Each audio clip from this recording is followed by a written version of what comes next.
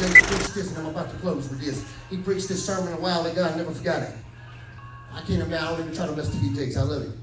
But he said this, and it was profound to me, and it goes right now. Thank you, Holy Ghost. He said there was these fish that were coming from, you know how you like to eat fish there.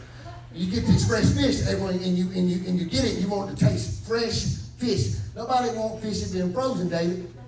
We like fresh, any fish eaters in this house.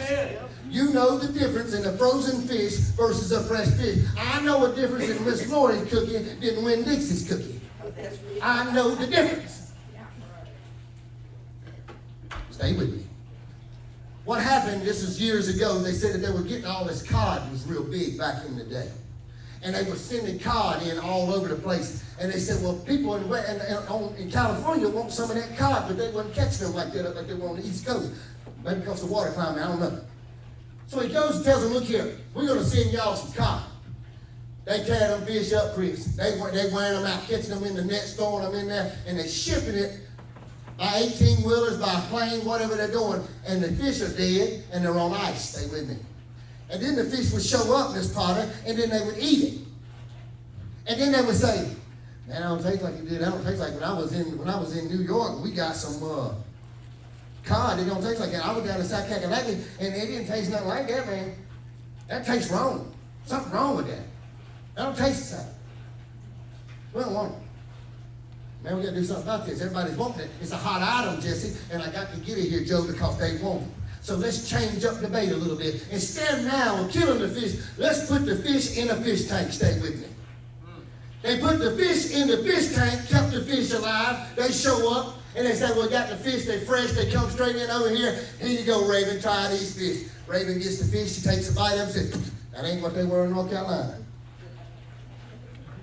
Now, that maybe her taste buds off. Try another one. No, that ain't the same. That ain't the same. What's the problem? I don't know. The fish are alive. Now, I can understand that the fish were dead and they were frozen. Even with the ice on them, I can understand now, but brother, they are alive. And they are in a fish tank swimming. They got to be fresh than that, right? They're breathing. The man of God went on to explain that they took and they put a catfish in the tank. Stay with me.